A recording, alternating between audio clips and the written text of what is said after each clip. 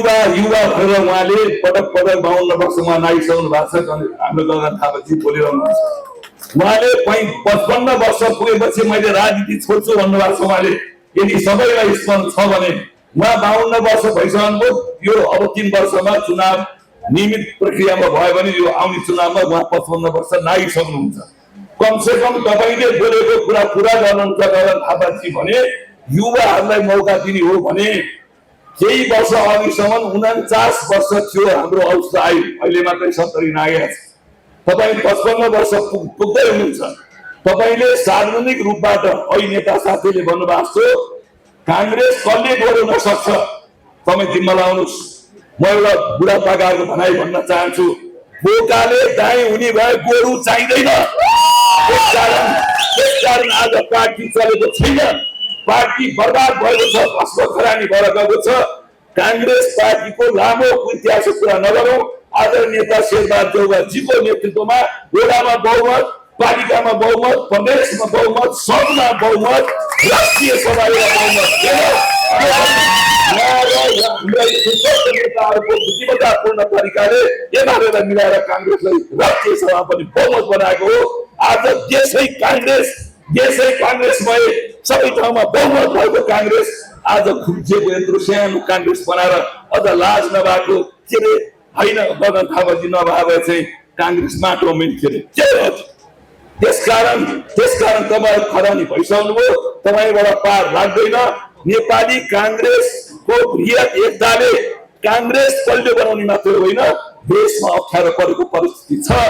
यो निकासका लागि नेपाली कांग्रेसको नेतृत्वले पार्टी बलियो बनाएर तपाईँ हामीले साथ दिएर पार्टी बलियो बनाएर कांग्रेसलाई बृहत एकताको माध्यमबाट बलियो कांग्रेस, तरो कांग्रेस, मर्दरको कांग्रेस, वडादेखि संघसम्म राष्ट्रिय समावेशको बहुमत बनाउने कांग्रेस, त्यो कांग्रेस बनाएर सबै पार्टीलाई मिलाएर सबै पार्टीको अभिभावकत्व ग्रहण गरेर त्यो अभिभावकत्व आज नेता शेरबहादुर देउवाजीले नै गर्ने हो। उहाँको नेतृत्वमा अरू सबै नेताहरू एकजुट भएर कांग्रेसलाई शीर्ष स्थानमा पुर्याएर मुलुकलाई निकास दिनुपर्ने अवस्था छ। यो त्यसकारणले गर्दाखेरि तपाईहरुको यो उपस्थितिले, तपाईहरुको यो चाहिँ योगदानले, सिधो देखाएको प्रदर्शनले आज हामी त्यो कुरा सक्षम भएका छौं भन्ने कुरा फेरि दोहोर्याउन चाहन्छु, प्रमाणित भएको छ। र त्यो अब उहाँले बुझ्नुपर्छ कांग्रेसलाई त्यो अवस्थामा लानलाई सहयोग गर्नुपर्दछ। मैले फेरि भने तपाई 55 वर्ष नाग्नुहुन्छ आउने चुनावमा, म अझै पनि तपाईभन्दा दाजु भए पनि म पनि चुनाव लड्ने विषयमा 20 वर्ष मेरो चुनाव लड्ने अवधि छ। मलाई एउटा ट्याब्लेट खान परेको छैन, रौँ दुखेको छैन। तपाईलाई म 30 वर्षको युवाहरूसँग कसरी लडेर काम गर्न पर्छ म तयार रहेको मान्छे हुँ। कांग्रेसको नाउँमा शून्य भएको जिल्ला सिन्धुपाल्चोक एकलौटी कांग्रेस बनाएर आएको हुँ। अर्काले 2000 क्षेत्रमा गएर चुनाव लड्न परेको छैन। मैले धेरै वर्ष अगाडि बगनजीको चुनाव क्षेत्र छैन भनेको थिएँ, त्यो कुरा प्रमाणित भएको छ। चारा मिडियाले मलाई बेलामा त्यो कुरा सोध्नुहुन्छ, आज त्यो कुरा प्रमाणित भयो। त्यसैले म यो एउटा यत्रो विशाल यो चाहिँ उपस्थितिमा यत्रा नेताहरूको अगाडि म भन्न चाहन्छु, तपाई अब म राजनीति गर्दिन, युवाहरूलाई जिम्मा लाउँछु भनेर भन्नुस्। तपाई पनि नगर्नुस्। म पनि तपाईसँग अलि पहिलादेखि लड्दै आएको मान्छे हुँ। म पनि यही मञ्चबाट तपाईले लड्नु भएन भने म कुनै चुनाव लड्दिन।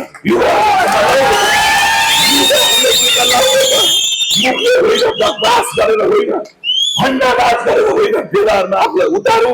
म तपाईलाई आज भन्न चाहन्छु कि तपाई पनि चुनाव नलड्नुस्। म त यो क्षेत्रलाई जितेको हो, यो क्षेत्र पठाए पनि जितेको हो, म जितेको हो र त्यसकारणले म छोड्नु तयार छु, तपाईँ पनि छोड्नुस्। म यति कुरा निवेदन गरेँ र अन्तमा फेरि एकचोटि तपाईहरुले जुन किसिमले यो राष्ट्रिय भेलासम्म आउन प्रदेश भेलाहरू लगायत म प्रदेशका 6वटा प्रदेश भेलामा म गएको छु र एउटै लुम्बिनीमा म जान पाइनँ, त्यहाँ अलिक फरक पनि पर्यो। त्यो दिन मेरो बुद्धको चाहिँ बसको दिन थियो। मैले गल्ती नगरेको कारणले मेरो पार्टीका सबै साथीहरू, मेरो अग्र नेताहरूको आशीर्वादले र कानुनी राज्य भएको हुनाले सम्मानित अदालतले पनि मलाई लगाएको प्रतिशोधपूर्ण मुद्दा मैले जित्ने मौका पाएँ। त्यसकारण त्यो दिन म जान पाइनँ। बेलामा तपाईँलाई मुद्दा छ नबोल्नुहोस्, धेरै नबोल्नु, धेरै नबोल्नुहोस् भन्थे। कतिपय साथीहरू लुकिएर बस्थे, बोल्दैनथे। यसो मौका आउला नि यस्तो गरेर हेर्थे। म लडेकै हुँ, भिडेकै हुँ, जे गर्छौ हिँडेकै हुँ।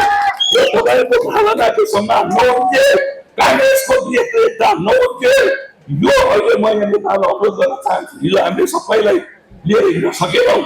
शेरबहादुर देउवाजीको उपस्थितिले सम्पूर्ण नेताहरू एक ठाउँमा आउनु भएको छ। तपाईँहरूको सबैको आजको आशा भनेको म तपाईँको तर्फबाट बोलिदिन्छु कि यी नेताहरू नधर्मराइकन बिना स्वार्थ काम गरेर आउनु भएकै हो। एक ठाउँमा जम्मा हुनुहोस्, एक ठाउँमा बसेर लाग्नुहोस्, हामीलाई दोहोऱ्याउनुहोस्। तपाईँहरू जहाँ छ, यो देशको काङ्ग्रेस ती छ, यो देशको युवाहरूको अधिकार यी छ, यो देशको परिवर्तन यी छ। खरानी बस्छ भन्नेहरूलाई खरानी बनाउने हैसियत पनि यी छ। म यही कुरा निवेदन गर्दै फेरि एकचोटि सबैलाई जोरदारपूर्ण उपस्थिति, दमदारपूर्ण उपस्थिति, तपाईँले जुनसुकै परिस्थितिलाई छिरेर पनि मेची मार्गसम्म हिजोबाट आएर यो देखाउनु भयो। यो एउटा नेपालको ठुलो परिवर्तनको लागि काङ्ग्रेसलाई एकत्रित गर्न मात्रै होइन, र नेपाली काङ्ग्रेसलाई अभिभावक हो भन्ने प्रमाणित गर्नका लागि, यो देश पुर्याउन काङ्ग्रेसले मात्रै सक्छ भन्ने कुरा प्रमाणित गर्नका लागि तपाईँको उपस्थितिले ठुलो मद्दत पुगेको छ, बल पुगेको छ।